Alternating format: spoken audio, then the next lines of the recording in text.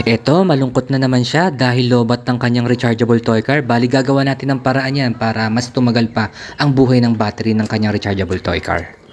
Bali, ang aking ginawa, bumili muna ako ng battery solution para sa battery. At maglalagay tayo. Eto, nilalagyan na po natin. Paliwag natin sasagarin yung dami kasi baka umapaw. Yung saktuhan lang. Eto, tapos na po tayo at ibabalik na po natin yung takip ng battery. Pati yung lock ng battery, binabalik na po natin. I-charge na po natin yung ating battery gamit ang fast charger na nabili ko.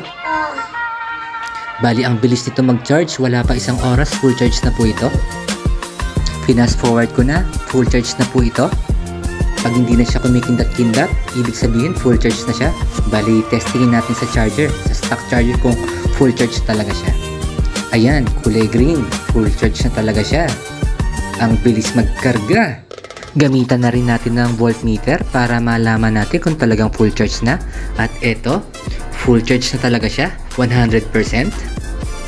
All goods. Ibabalik na natin yung upuan. Yun, pwede nang pangmatagalan na bakbakan to. Mag-e-enjoy na naman ang aking anak. Ito nga pala yung battery indicator. Full charge po siya. Ayan. Uy, bilis.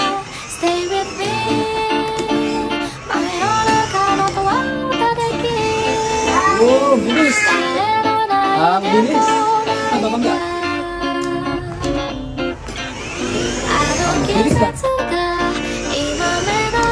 Tingnan mo. Oh.